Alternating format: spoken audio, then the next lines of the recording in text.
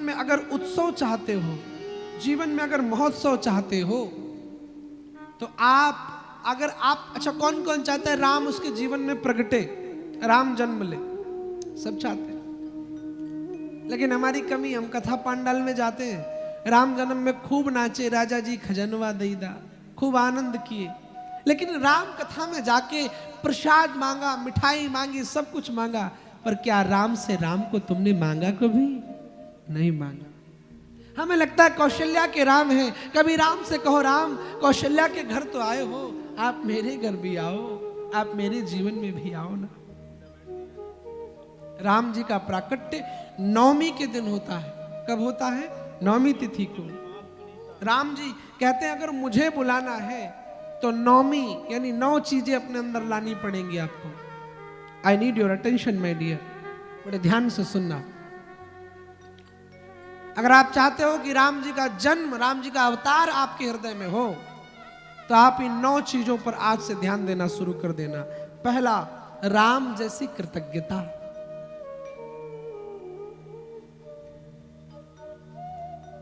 किसी के उपकार को न भूलना। जीवन में किसी व्यक्ति ने आपके साथ कोई छोटा सा भी उपकार किया हो ना, अगर उसकी कोई गलती नजर आए ना, तो गलती को इग्नोर कर देना, वो याद रखना कि इसका एक मेरे ऊपर उपकार भी है। राम जी कितने सरल हैं। पूरी लंका में जितना युद्ध हुआ, राम जी की दृष्टि से 1 मिनट में हो सकता था, अथवा राम जी की कृपा से हुआ। लेकिन जब राम जी जाते हैं ना, माँ जानकी को लेकर के पुष्पक विमान पर बैठाते हैं, तो जानकी से कहते, देखो जानकी, यहाँ पर मेघनाथ को लक्ष्मण ने मारा था, देखो जानकी यहाँ पर हनुमान ने लंका जलाई थी, देखो जानकी यहाँ पर जामवंत जी ने ये किया था, देखो जानकी यहाँ पर अंगद ने ये किया। जानकी जो टुकुर टुकुर देख रही, प्रभु कितने कृतज्ञ हो, करने वाले सब आप हो, लेकिन श्रेय सबको बांट रहे हो, आप कितने कृतज्ञ हैं प्रभु, आप कितने कृतज्ञ हैं। कभी तुम्हें किसी पर क्रोध आए ना, तो उस पर क्रोध करने से पहले उसकी कृतज्ञता को याद कर लेना। क्या पता वो उपकार कौन सा तुम्हारे ऊपर किया हो, एक बार उसको जरूर याद कर लेना। राम जैसी कृतज्ञता। आजकल का इंसान ऐसा नहीं है। तुम किसी के साथ 1000 अच्छाइयां कर लो, भदोही वालों, किसी के साथ 1000 अच्छाई कर लो, लेकिन एक छोटी सी गलती हो जाए ना, वो तुम्हारी 1000 अच्छाइयों को भूल करके तुम्हें गालियां देने लग जाएगा। राम जैसा कृतज्ञ बनो। दूसरा, राम जैसी सरलता। आहा हा, क्षत्रिय राजा राम के बेटे हैं, दशरथ के बेटे हैं राजा राम, अखिल ब्रह्मांड को चलाने वाले हैं भगवान, लेकिन वो भगवान कितने सरल हैं। अगर सबरी ने पुकारा है तो जंगल चले गए। आपको पता है राम जी जंगल क्यों गए, वनवासी क्यों हुए? रावण को मारने के लिए ना। रावण को मारने जाते तो चतुरंगिनी शक्तिमती नृपता होती खासी, मन राखते बंधु भरत को औंस, घरे फिर जाते प्रजा के सुपासी, बहु यज्ञ विधान होते सुखरासी। ना तो किसी ने कहा कि यज्ञ के लिए गए, बोले नहीं नहीं, यज्ञ अयोध्या में ही कर लेते, सबको बुला लेते। तो फिर राम वन क्यों गए? कहा सबरी वनवासी होती न जो, तो राम हुना बनते वनवासी, राम हुना बनते वनवासी। अगर सबरी वनवासी नहीं होती तो राम जी को वनवासी बनना नहीं पड़ता। तुम एक बार उसे पुकारो तो सही। अगर किसी राजा ने पुकारा है तो भगवान राजा बन करके गए हैं, अगर किसी वनवासी ने पुकारा है तो भगवान वनवासी बन करके गए हैं, अगर किसी शेर ने पुकारा है, अगर किसी जानवर ने पुकारा है तो भगवान जानवर बन के नरसिंह का अवतार ले लिए हैं, कभी हंस का अवतार ले लिए हैं। तुम एक बार पुकारो तो सही, भगवान हर रूप में आने के लिए तैयार है। भगवान श्री राम के जैसी सरलता, भगवान श्री राम की जैसी सहनशीलता। आज सास बहू में झगड़ा क्यों हो रहा है? आज घरों में आपस में क्यों नहीं बन रही है एक दूसरे की? क्योंकि हमें सहनशीलता नहीं है। किसी ने छोटी सी बात कही, हमें लगता है कि हम उससे ज्यादा बड़े हैं, मैं क्यों पीछे रहूं? बैकग्राउंड तो ये मत बजाओ, किसी को लगता है कि किसी ने आपसे थोड़ा सा ऊंची आवाज में बात कर लिया, भले वो हमसे बड़ा है, लेकिन हमें लगता है कि मेरा ईगो हर्ट हो गया, इसने मुझे कैसे कहा, इसने मुझे कह कैसे दिया। आजकल के मैं बताऊं, अगर सगा चाचा ना डांट दे किसी को ना, तो भतीजा आंख उठा के देखता है, हु आर यू, आप कौन है। मेरी मम्मी कभी मुझे नहीं डांटती, मेरे पापा मुझे कभी नहीं डांटते, आप मुझे डांटने वाले कौन होते। सहनशीलता नाम की चीज गायब हो गई है। आज समाज में सहनशीलता नहीं बची है। राम कितने सहनशील हैं, रात को राजा बनने वाले हैं। जिस समय कैकेयी ने 2 वरदान मांगे राजा दशरथ से, तो दशरथ जी मूर्छित हो गए। राम जी को बुलाया गया सुमंत्र के द्वारा, राम पास में आए और कहा, मां एक बात बताओ। क्या? मां मेरे पिता की स्थिति कैसे हुई, यह हालत कैसे हुई। कैकेयी कहती, अगर मैंने तुम्हें बता दिया ना तो तुम भी ऐसे ही हो जाओगे। बोले क्या बात है मां। बोले हाँ। अच्छा बताओ। बेटा राम, मैंने 2 वरदान मांगे तुम्हारे पिता से। क्या? एक भरत को राजगद्दी और दूसरा तुम्हें 14 वर्ष का वनवास। आप सोचिए, आजकल का बेटा अगर होता, आपका कितना भी बेटा, तू कितनी अच्छी है, तू कितनी प्यारी है, बोली है मेरी माँ, खूब गाना गाए, और उससे कहते बेटा जायदाद से हम तुम्हें निष्कासित करते हैं और यहां से दूर जंगल में चले जाओ, और बिना सुविधा के, ऐसा नहीं कि इंटरनेट का रिचार्ज करा दूं तो वहां मोबाइल चलाओ जाके। बताओ आपका बेटा जाएगा क्या? कहेगा ऐसा है मम्मी, तुम्हारा घर तुमको मुबारक, जंगल चला जाऊं मैं। राम जी से कैकेयी ने कहा कि 14 वर्ष का वनवास मांगा, तो राम ने पता है क्या उत्तर दिया।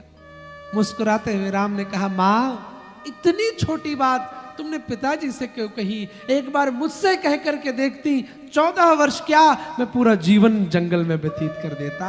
एक बार मुझसे कह के तो देखती। ये राम की सहनशीलता है, राम जैसी दयालुता। चौथा गुण, अहिल्या जान गई थी कि इंद्र आए हैं, विज्ञाय रघुनंदन। वाल्मीकि रामायण में साफ साफ लिखा है, वो जानती है कि इंद्र आए हैं, लेकिन राम कितने दयालु हैं। जघन्य अपराध करने के बाद भी उस अहिल्या पर राम ने कृपा करी है। रावण जैसा, ये राम की दयालुता है। दया आज समाज से गायब हो गई है। आज कोई रोड में एक्सीडेंट हो जाए ना, तो उसे हॉस्पिटल ले जाने की बजाय हमारे जेब से मोबाइल पहले निकलता है और हम लाइव स्ट्रीमिंग शुरू कर देते हैं। आज यहाँ पर ये हो रहा है, ऐसा है वैसा है। आज एक दूसरे की मदद करने में हम पीछे हैं। आज अगर मैं दान की बात करूं कि तुम्हें इस कथा में सहयोग करना है, तुम्हें कथा में दान करना ना, तो आदमी के मन में पहले आता है, अगर मैं केवल निमंत्रण देने पहुंच जाऊं ना आपके घर कि आपको कथा में आना है ना, तो आपके मन में पक्का ये पहले से आ जाएगा, महाराज जी रसीद काटने आए हैं। मैं केवल भले निस्वार्थ भाव से आपको कार्ड देने जाऊं, केवल आदमी मुंह बना के बात करेगा। और वही अगर अच्छे गुण होंगे तो ये सोच ले कि ये मेरा सौभाग्य है कि राम कथा में मेरा अंश लग रहा है, तो उसका जीवन सफल हो जाए, अगर उसके मन में ये भाव आ जाए। आज विशेष धर्म में उनके मस्जिदों का निर्माण होता है, टाइम नहीं लगता। आप देखिए इसी भदोही में आपने देखा होगा। अब आज हिंदुओं में अगर एक मंदिर बनाना पड़ जाए ना, सालों लग जाते हैं। क्यों? क्योंकि हमें लगता है कि हम सब लुटेरे हमसे लूट रहे हैं। जब तुम्हारा पैसा मदिरा में जा रहा था, जब तुम्हारा पैसा शराब में जा रहा था, जब तुम्हारा पैसा व्यभिचार में जा रहा था, जब तुम्हारा पैसा गलत संगति में जा रहा था, तब ये विचार नहीं आया क्या? लेकिन आज हम जहां धर्म के नाम पर कुछ अगर कह दिया जाए, मैं मेरी बात नहीं कर रहा हूं कि आप शिवानंद का घर भर दीजिए, मैं माय डियर ऐसा प्रवक्ता हूं ही नहीं। मेरा केवल भरोसा मेरे राम जी पर है, हनुमान जी पर है। अगर वो कृपा करेंगे, हनुमान जी चाहेंगे तो इससे दिव्य व्यवस्थाएं भगवान प्रकट करवा देंगे। मेरा भरोसा किसी व्यक्ति विशेष पर नहीं है। मैं एक आम बात कह रहा हूं कि हम आपको दया भी जीवन में, दान भी जीवन में अपनाना चाहिए। दया, राम जैसी दयालुता, राम जैसा धैर्य, आहा, रावण रथ पर लड़ रहा है और राम जी पैदल खड़े हैं। विभीषण ने देखा तो आंख में आंसू आ गए। रघुनाथ, आप क्या लड़ाई करोगे? इसके पास इतने दिव्य अस्त्र हैं, आपके पास तो रथ भी नहीं है। राम ने मुस्कुराए। राम ने कहा, विभीषण, मेरे पास धर्म का रथ है, मेरे पास धर्म अर्थ काम मोक्ष के घोड़े हैं, मेरे पास धर्म की लगाम है, मेरे पास दान के पहिए हैं, मेरे पास विश्वास की चाबुक है। रावण भले कितने बड़े रथ पे बैठा हो, लेकिन रावण अधर्म के रथ पे बैठा है और मैं धर्म के रथ पर बैठा हूं। और धर्म और सत्य परेशान हो सकता है, लेकिन कभी पराजित नहीं हो सकता, कभी भी पराजित नहीं हो सकता। ये राम जैसा धैर्य आपको लाना पड़ेगा। राम ऐसा नहीं प्रकट होंगे, 2 लड्डू चढ़ाए, एक धूप बत्ती लगा दी, भय प्रकट कृपाला दीन दयाला, ना ना ना। राम को प्रकट करने के लिए राम के गुण भी आपको लाने पड़ेंगे। राम जैसा संबंधी, राम कितने अच्छे संबंधी हैं। देखिए, संबंधों की 5 सीढ़ियां होती हैं। भदोही वासियों, 5 सीढ़ियां संबंधों की होती हैं। पहली, देखना, किसी को देखना। दूसरा, अच्छा लगना, आपने देखा, वो व्यक्ति आपको अच्छा लगा। तीसरा, चाहना, फिर आपका उससे अट्रैक्शन होता है। देखना, अच्छा लगना, चाहना, और चौथी स्थिति होती है पाना। संबंध की 5 सीढ़ी, 4 सीढ़ियां तो बड़ी सरल हैं, देखना, अच्छा लगना, चाहना और पाना, और 5वीं सीढ़ी बड़ी कठिन है, उसका नाम है निभाना। संबंध जितना अच्छे देखना और चाहना से नहीं होता, संबंध निभाने से होता है। और राम जी इतने अच्छे संबंधी हैं। निषाद राज गुह, छोटी जाति के हैं, निषाद जाति से हैं। और भगवान श्री राम जब जाते हैं ना, तो उनको गले से लगाते हैं। क्यों? क्योंकि उनके बचपन के मित्र हैं। राम जैसा संबंधी, राम जैसा भक्त, राम जैसी उदारता, राम जैसी गंभीरता, ये 9 गुण जिस दिन तुम्हारे जीवन में आ गए, उस दिन आपके जीवन में श्री राम प्रकट हो जाएंगे। उस दिन आपके जीवन में भी रघुनाथ प्रकट हो जाएंगे। इसलिए आपसे निवेदन है मेरे प्यारे, राम नवमी आपके जीवन में, राम जन्म कब होगा? जब राम जैसी मर्यादा का पालन करोगे। राम की कथा कहती, ईर्ष्या मत करो। आपको तो कथा पांडाल में ईर्ष्या होने लगती है। उसको सोफा मिला, मुझे प्लास्टिक वाली कुर्सी, ऐसा क्यों? क्या राम मिलेंगे आपको? कभी नहीं मिलेंगे। आपको बताऊं, राम कहते समरसता का जीवन जियो, सबको बराबर मानो। आप कथा पांडाल में ही समरसता नहीं निभाते। कई कथा पांडाल में आपने देखा होगा, प्रसाद बटेगा, जो अपने रिश्तेदार होंगे उनको ज्यादा भर देगा आदमी, पड़ोसियों का 1 केला दे दो। क्या राम मिलेंगे? मैं आपसे निवेदन, पहले आप कर्म अच्छे करो, उसके बाद में भगवान ऐसी कृपा करेंगे कि आपके जीवन में रघुनाथ स्वयं प्रकट हो जाएंगे। बोले राघवेंद्र सरकार की।